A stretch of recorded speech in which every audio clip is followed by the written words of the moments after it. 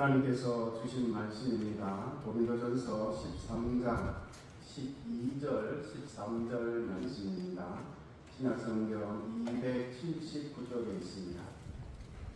우리가 지금은 거울로 보는 것 같이 힘이 하나 그때에는 얼굴과 얼굴을 대하여 볼 것이요 지금은 내가 부분적으로 아나 그때에는 주께서 나를 아신 것 같이 내가 온전히 알리라. 그런즉 믿음, 소망, 사랑 이 세 가지는 항상 있을 것인데 그 중에 제일은 사랑이라. 아멘. 아버지 아버지 인사합니다. 사랑합니다. 축복합니다. 고린도전서 13장 말씀 네 번째 이제 마지막 시간입니다. 그래서 오늘 제목이 항상 있는 세 가지라고 말씀대로 잡았습니다.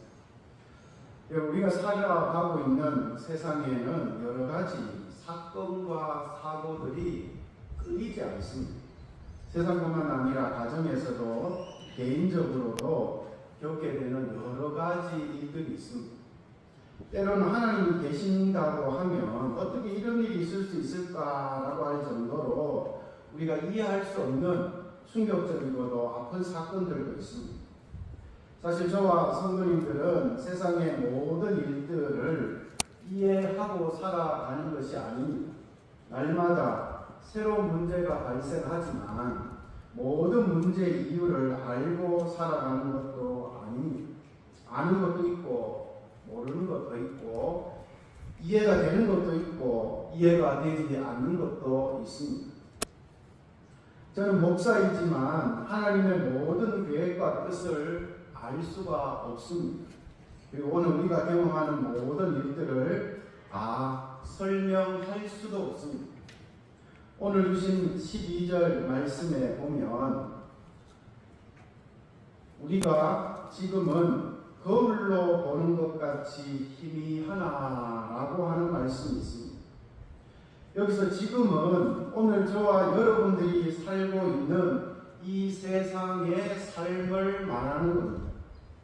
거울로 보는 것 같이 희미하나라는 말씀에서 거울은 지금 우리가 가지고 있는 좋은 거울이 아니라 굴이나 청동의 표면을 매끄럽게 해서 만들어 보는 거울입니다.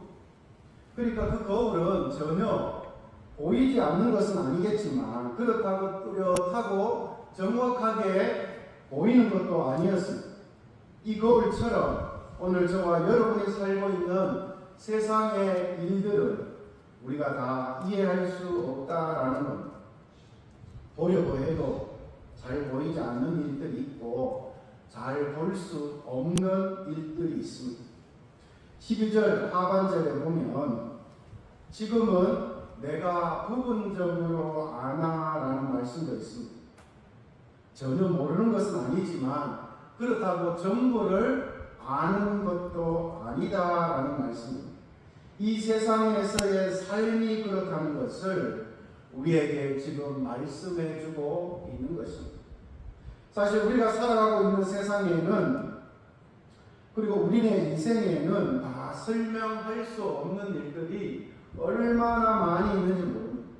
왜 사랑하는 사람이 먼저 죽는지, 왜 어려운 일을 당해야 하는지, 왜 이 세상에는 전쟁이 끊이지 않고 있는지, 그리고 자연재해나 화재나 사건, 사고들로 인해서 때로는 왜 내 건강에 문제가 생기는 일에 대해서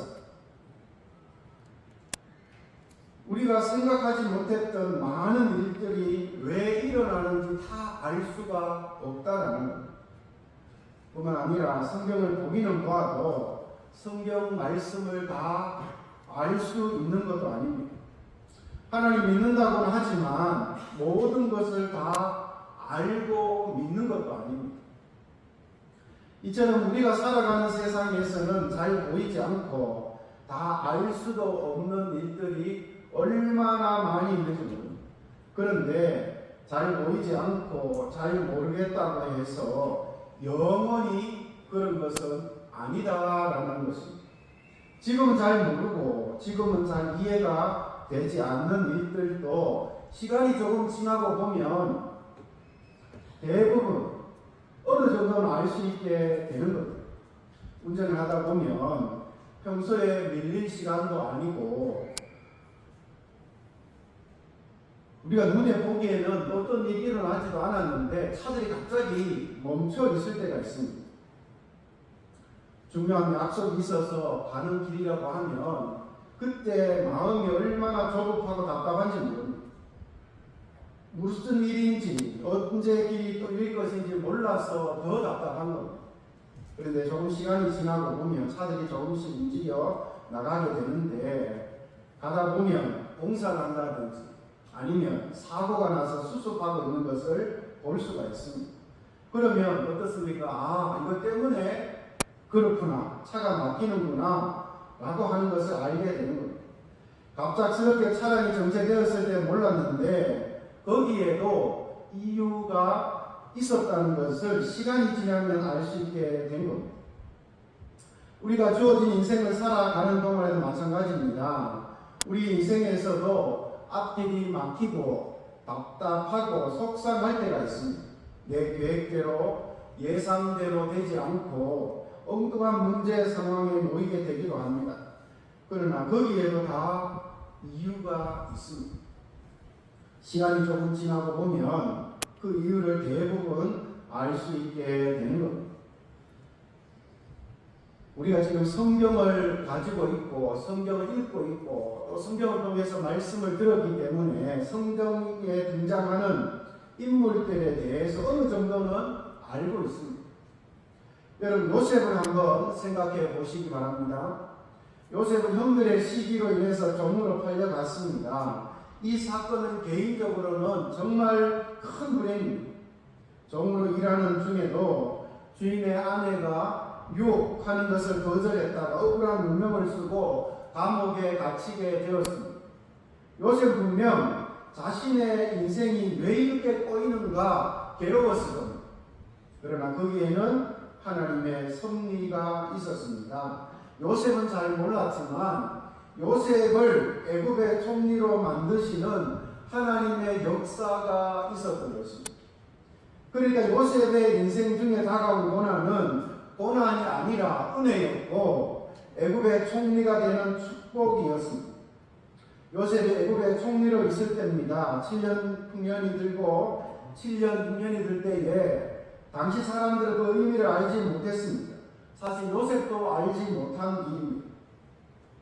그런데 그 7년 6년이 들고 7년 6년이 든 것은 하나님께서 요셉과 그의 형제들을 만나게 하시는 사건이었습니다.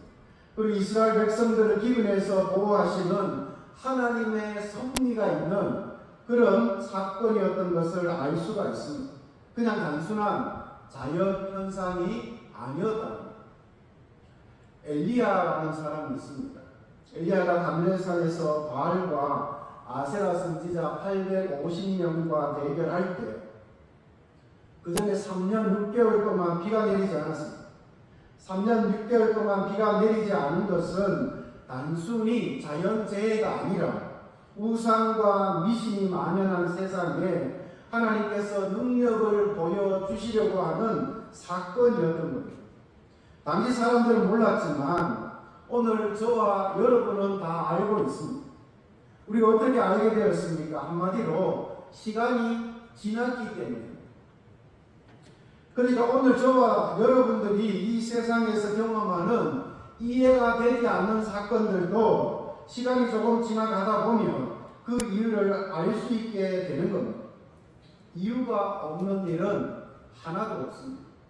만약 이 세상에 살아가는 동안 다 알 수 없다고 하면 하나님 나라에 가서 보면 알게 될 것입니다. 왜냐하면 오늘 말씀 12절에 보면 분명하게 말씀하고 있기 때문입니다. 12절 말씀 같이 한번 읽어봅니다. 우리가 지금은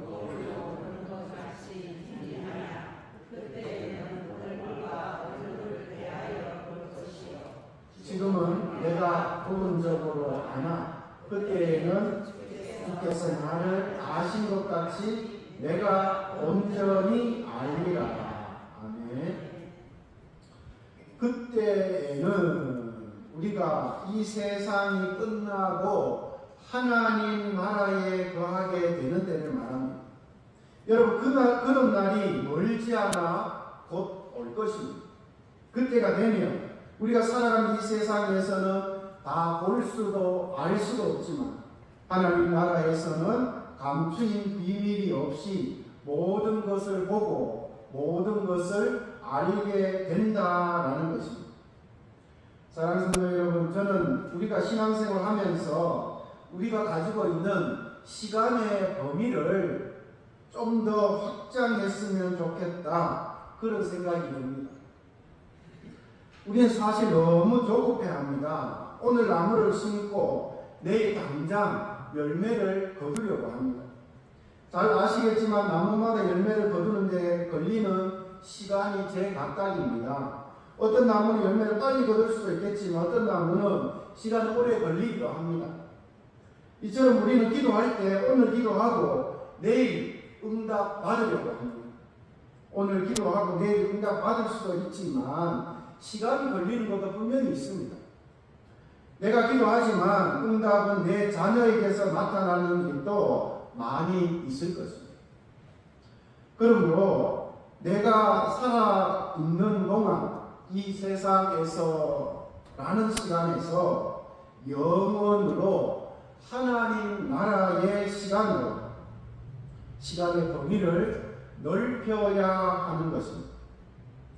그러므로 사랑하는 성도 여러분, 이 세상에서는 내가 다 알 수도 없고 이해할 수도 없다는 것을 분명히 알아야 한다는 이야기입니다.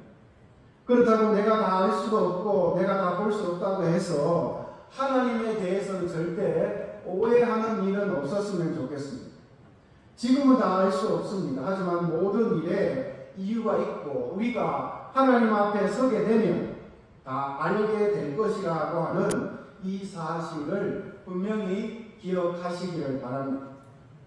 그렇다면 여러분, 이 세상에서는 다 알 수 없고 다 볼 수 없다고 말하면 끝나는 것입니까? 답답해도 참으라고 하면 다 되는 것입니다.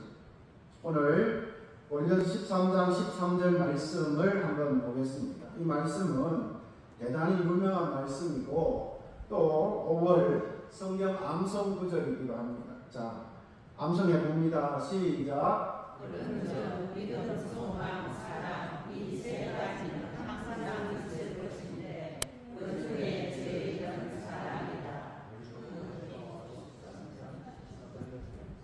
아멘.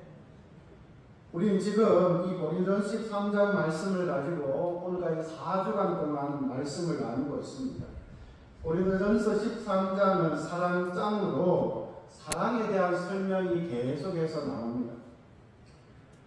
근데 오늘 이 13장 13절 말씀은 고린도전서 13장의 결론과도 같은 말씀입니다. 근데 가만히 보시면 갑자기 믿음과 소망이 등장을 합니다. 그리고 믿음과 소망, 사랑 이 세 가지는 항상 있을 것인데 그 중에 제일은 사랑이라고 말씀을 하고 있습니다. 여러분, 왜 이렇게 갑자기 사랑에 대해서 계속 이야기하다가 믿음과 소망이 등장하는 걸까요? 믿음과 소망은 사랑이 최고라는 것을 설명하기 위해서 아무 이유 없이 등장하는 것입니까? 믿음과 소망은 아무것도 아니고 사랑이 최고라고 생각할 수도 있겠지만 절대 그렇지는 않습니다. 지금까지 계속 말씀드린 것처럼 고린도 교회는 문제가 많은 교회였습니다. 특히 고린도 교회에는 은사가 많은 교회이기도 했습니다. 그런데 그 은사가 고린도 교회가 가지고 있었던 문제의 한 가지 이유였습니다. 이 세 가지는 항상 있을 것인데 라는 말씀은 다른 은사들은 있기도 하고 없기도 할 수 있겠지만 이 세 가지 은사는 꼭 있어야 하는 은사라는 것을 말하는 겁니다. 문제 많은 고린도 교회에서 신앙생활하는 성도들에게 지금 필요한 은사는 그 무엇보다도 믿음과 소망과 사랑이라는 것입니다. 저는 말씀을 준비하면서 고린도 교회뿐만 아니라 문제 많은 이 세상, 잘 볼 수도 잘 알 수도 없는 일들이 많은 이 세상을 살아가는 저와 성도님들에게도 꼭 필요한 은사가 바로 믿음과 소망과 사랑이라고 생각이 들었습니다. 믿음과 소망과 사랑의 은사만 있으면 이해할 수 없는 일들이 많은 이 세상도 문제없이 살아갈 수 있겠구나, 그런 생각이 들었다는 거예요. 그러니까 믿음과 소망과 사랑의 은사는 서로 연결되어 있는 은사입니다. 여러분, 소망이 무엇입니까? 소망은 기대하고 기다리는 것입니다. 견디는 것입니다. 저에게 상담을 하는 분들이 가끔씩 계시는데 그분들을 보면 대부분 이미 문제가 심각해진 후에 놓여져 있는 것을 볼 수가 있습니다. 이미 많은 것을 잃어버렸고 기회도 잃어버렸습니다.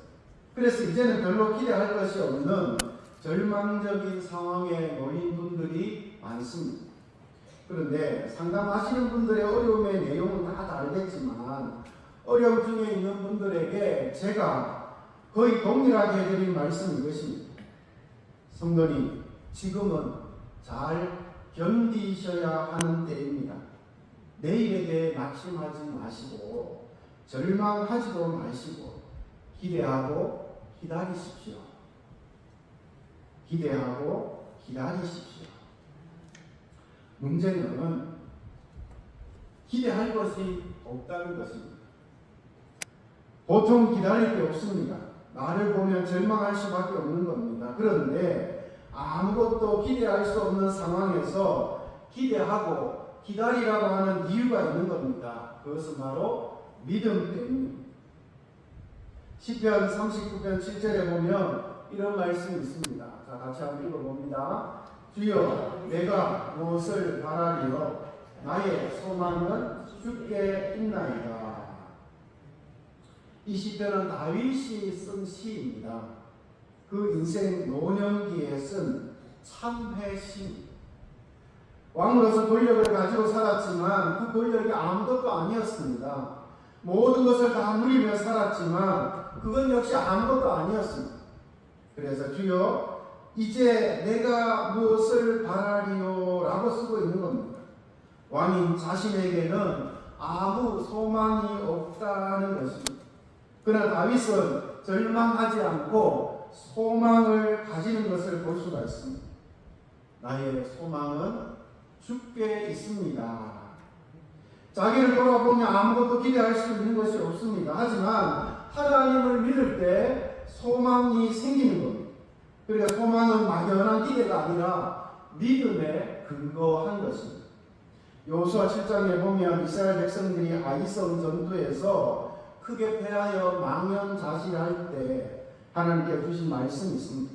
그것은 내일을 기다리라는 겁니다. 사실 기다릴 게 없습니다. 전투에서 패했습니다. 그래서 내일은 지금보다 더 암담합니다.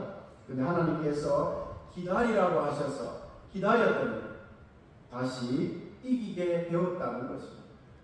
이스라엘이라고 하는 나라가 무너지고 회복될 수 없었습니다. 그러나 하나님은 기다리라고 하십니다. 기대하라고 하십니다. 그래서 기대하고 기다렸더니 바뀌었다는 사실. 시편 40편 1절에 보면 이런 말씀이 있습니다. 읽어봅니다. 내가 여호와를 기다리고 기다렸더니 귀를 기울이사 나의 부르짖음을 들으셨도다. 아멘. 또 로마서 15장 13절에도 보면 이렇게 말씀합니다. 읽어봅니다. 소망의 하나님이 모든 기쁨과 평강을 믿음 안에서 너희에게 충만하게 하사 성령의 능력으로 소망이 넘치게 하시기를 원하노라. 아멘. 로마 15장 13절, 여러분 매주 앞에서 보고 있는 구절입니다. 아셨습니까? 여러분, 소망은 하나님을 믿는 믿음이 있을 때 생기는 것입니다. 그러니까 하나님 믿는다고 하면서 기다리지 않으면 스스로 포기하고 절망하고 낙심하면 그것은 믿음이 없는 것입니다. 사랑하는 성도 여러분, 혹시 특별히 어둠의 고난의 터널을 지나고 계시는 분이 있으십니까? 하나님 믿음으로 소망을 가질 수 있기를 주님의 이름으로 축복합니다. 믿는 것은 기다리는 것입니다. 내일을 기다릴 수 있기를 바랍니다. 하나님 믿는 믿음으로 소망 중에 기다릴 수 있는 저와 여러분들이 다 되시기를 진심으로 축복합니다.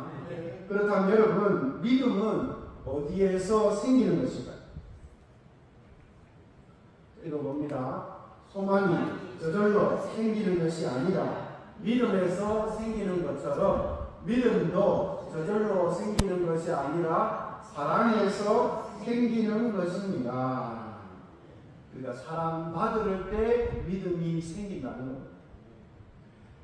예쁜 아기들 한번 생각해 보십시오. 참 신기하게도 부모님을 전적으로 믿습니다. 아직 말도 할 줄 모르고 글씨도 모릅니다. 근데 부모님을 믿습니다. 아니, 부모님만 믿습니다. 호적도 보고 가족관계 증명서도 보고 믿는 것이 아닙니다. 아직 사유 분별을 할 수 없는 아이들이지만 부모님이 자기를 사랑하고 있다는 것을 느끼는 겁니다. 사랑하기 때문에 믿는 것입니다. 입양되는 아이들이 호적에 이름이 올려졌다고 해서 내 부모구나 그렇게 믿는 것이 아니라 사랑받을 때 나를 사랑해 준다라는 것을 느낄 때 믿게 되는 겁니다.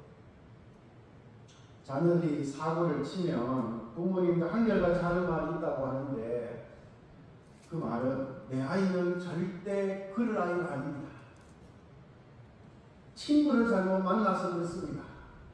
친구 때문에 그렇습니다. 어쨌든 간에 사랑하니까 내 자녀를 믿는 것입니다. 여러분, 결혼을 하는 것은 인생을 맡기는 겁니다. 무엇을 보고 맡깁니까? 단 한 가지, 사랑하니까 믿고 맡기는 것입니다. 불이 났을 때 소방관이 안전벨트를 펼쳐놓고 미처 탈출하지 못한 아이에게 뛰어내리라고 하면 불안해서 뛰어내릴 수가 없습니다. 하지만 이 아이 엄마가 밑에서 아이를 보고 엄마가 보고 있으니까 안심하고 뛰어내려라고 하면 그 아이는 뛰어내립니다. 이처럼 믿음은 사랑에서 시작된다라는 것입니다. 우리가 하나님을 어떻게 믿습니까? 어떻게 믿게 된 것입니까? 그냥 무턱대고 믿는 것이 아닙니다. 무서워서 벌을 받을까봐 믿는 것도 아닙니다. 하나님을 믿게 되는 것은 하나님의 사랑에 감동하여 믿는 것입니다. 하나님이 세상을 이처럼 사랑하사 독생자를 주신 그 사랑에 감격하여 그 사랑 때문에 믿는 것입니다. 다 알 수 없어도, 다 볼 수 없어도 그 사랑 때문에 믿는 것입니다. 이렇게 보면 사랑이 없으면 믿음도 없고 소망도 없습니다.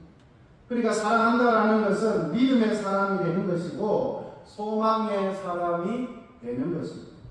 그렇다고 오늘 말씀에서 믿음, 소망, 사랑 중에 사랑이 최고라는 것은 다른 두 가지는 아무것도 아니다 그런 말이 아닙니다. 그러면 무슨 말일까요? 자, 사랑은 믿음으로 나타나고 믿음은 소망으로 나타나야 한다라는 것입니다. 그러니까 믿음과 소망과 사랑은 항상 있어야 하는 꼭 필요한 은사다라고 이야기를 하고 있는 겁니다. 오늘 말씀 준비하면서 믿음과 소망과 사랑이 있으면 살겠구나. 그리고 이 믿음과 소망과 사랑이 없으면 살 수 없겠구나. 그런 생각을 했습니다. 근데 오늘 이 시대를 살아가는 사람들을 보면 도대체 소망이 없는 것 같습니다. 자신의 능력으로 할 수 없는 일에 대해서는 어떤 기대도 하지 않습니다. 내일에 대한 어떤 기대가 없습니다. 너무 쉽게 낙심하고 절망합니다. 왜 그렇습니까? 믿음이 없기 때문입니다. 우리는 지금 믿음이 없는 불신의 시대를 살아가고 있습니다. 그 이유는 받아야 하는 사랑을 받지 못하고 알아야 하는 사랑을 알지 못하고 있기 때문입니다. 오늘 우리 시대 사람들이 정신문화가 황폐해진 이유는 바로 사랑의 결핍입니다. 받아야 할 사랑을 제대로 받지 못해서 문제가 생긴 것입니다. 여러분, 사랑이 없으면 정말 아무것도 아닙니다. 사랑이 없으면 믿음도 없고 사랑이 없으면 소망도 없습니다. 방언하는 사람, 예언하는 사람, 병 고치는 사람 모두 귀한 은사를 받은 겁니다. 정말 감사한 일입니다. 그러나 그런 은사를 받은 것이 곧 그 사람에게 사랑이 많다는 것은 아닙니다. 여러 가지 은사가 있어도 아무것도 아닌 것처럼 물질이 있고 권력이 있고 지식이 있어도 아무것도 아닙니다. 그런 것들은 항상 있는 것이 아닙니다. 항상 있는 세 가지는 믿음과 소망과 사랑이라는 사실입니다. 사랑하는 사람에게 나타나는 것은 믿음과 소망입니다. 사랑한다고 하면서 믿음이 없고 사랑한다고 하면서 소망이 없으면 소망하지 않으면 그것은 사랑이 아닙니다. 그것은 사랑이 없는 것. 사랑하는 성도 여러분, 교회는 어떤 곳입니까? 교회는 믿음과 소망과 사랑의 공동체인 줄 믿습니다. 세상의 권력과 지식을 자랑하는 곳이 아닙니다. 물질의 부요함을 구하는 것도 아닙니다. 교회는 믿음과 소망과 사랑의 공동체입니다. 내가 알고 있는 지식, 내가 알고 있는 신앙도 완전하지 않습니다.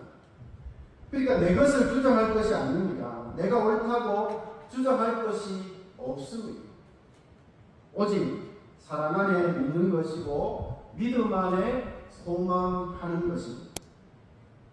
개인적인 신앙도 마찬가지입니다. 하나님이 나를 사랑하신 것을 믿는 것이고 그 믿음 안에서 소망하는 것입니다.